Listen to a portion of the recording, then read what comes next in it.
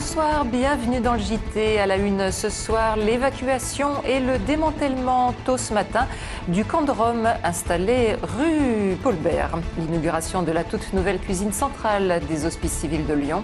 Et la folle soirée de Ligue des Champions perdue par l'OL 4-3 face au Benfica Lisbonne.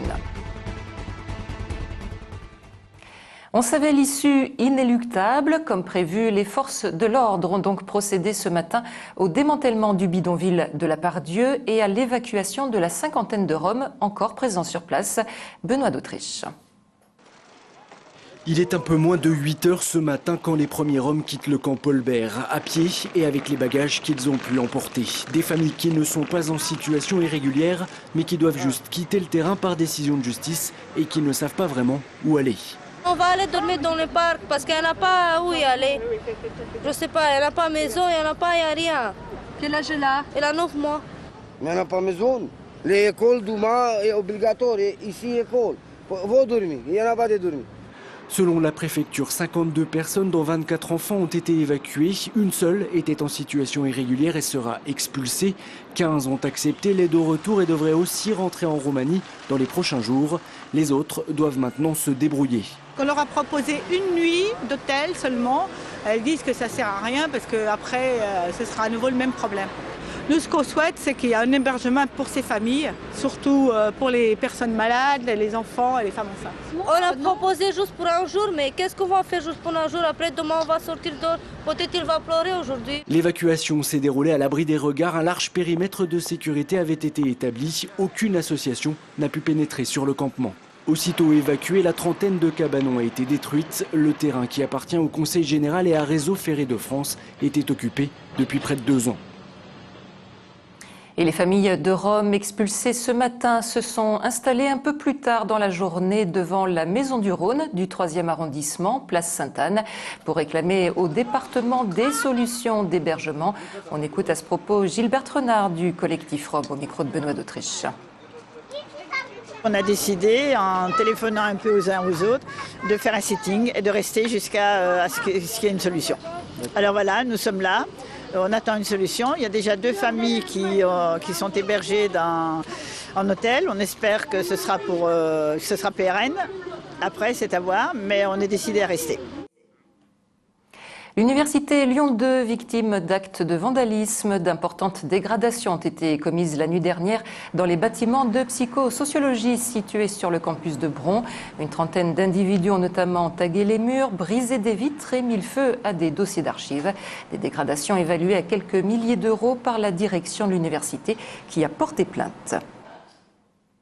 Ça coince encore dans les cantines lyonnaises. Demain, jour de rentrée pour les enfants, une cinquantaine de restaurants scolaires resteront fermés.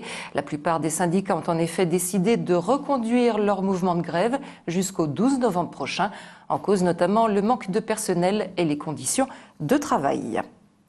Les Hospices civils de Lyon se dotent d'une toute nouvelle cuisine centrale installée à Saint-Priest et la vocation à servir plus de 11 000 repas par jour aux patients des HCL. Des plats nettement améliorés.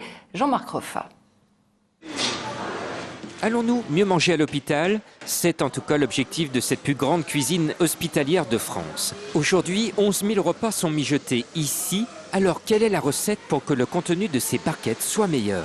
Les goûts, les saveurs, on arrive à les conserver soit avec de la cuisson basse température que l'on vient à travailler avec des cuissons de nuit, soit avec de la cuisson sous vide puisqu'on met nos aliments dans des poches de cuisson. On utilise ici de bonnes recettes comme à la maison. Le bon goût peut dans certains cas se conserver jusqu'à 20 jours en barquette grâce à cette centrale de production à Saint-Priest. On va donc retravailler des viandes crues, on va retravailler de la pâtisserie maison, on va remettre le repas au cœur du processus. Le repas est un soin à part entière et les cuisiniers sont aussi là pour participer au rétablissement des patients. On produit sur la base de ce que l'on peut faire à la maison. Donc on a l'équivalent de poêles et de casseroles que chez nous on appelle sauteuses et marmites.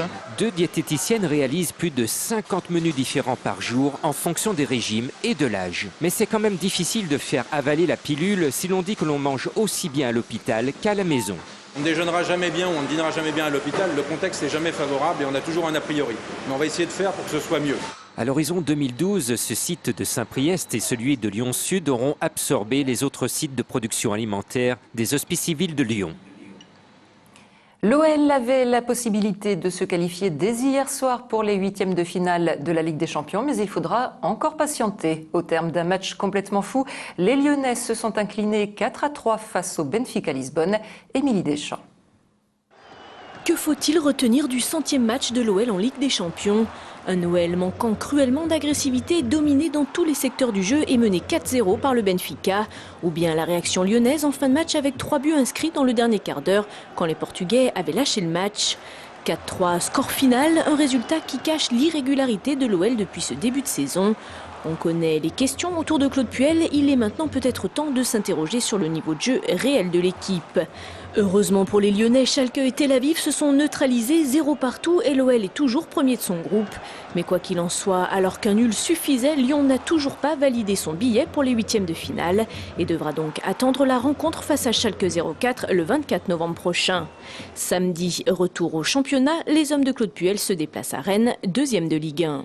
Et à Rennes, l'OL, 9e en championnat, jouera son 7e match en 21 jours. Alors on dit que l'effectif est fatigué et ça se voit, d'autant plus que l'infirmerie est déjà bien remplie avec les blessures de Lisandro, Toulalan, Sissoko, Delgado et Ederson. Ces derniers temps, les jeunes ont sauvé les apparences, mais pour combien de temps encore? Samedi, il en faudra certainement plus pour que l'OL, qui n'a gagné qu'un seul match à l'extérieur en 5 déplacements en Ligue 1, l'emporte à Rennes et poursuive sa remontée au classement.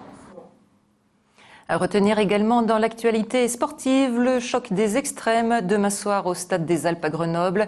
En rugby, le CSBJ, actuel bon dernier du top 14, reçoit le leader, Toulouse, que l'entraîneur bergerien n'hésite pas à qualifier de meilleure équipe du monde. La partie s'annonce donc difficile pour les Ciels et Grenats, mais les joueurs sont motivés. L'un d'entre eux est au micro d'Arnaud Fora. C'est la meilleure équipe d'Europe. Ils ont gagné la Age Cup l'an dernier, donc bien sûr que ça sera difficile. Mais on a confiance en notre équipe et on sait que avec l'esprit et si on joue comme on a joué l'an dernier contre Perpignan, contre Toulouse, on peut battre quelque équipe dans le top 14. À noter la sortie aujourd'hui sur les écrans du dernier film de Bertrand Tavernier dans La Princesse de Montpensier. Le réalisateur lyonnais nous livre une grande fresque historique adaptée d'une nouvelle de Madame de Lafayette. Des amours complexes sur fond de guerre de religion, avec dans les rôles principaux Mélanie Thierry, Lambert Wilson et Gaspard Ulliel. M'aimerez-vous, madame? Quand vous me le commanderez.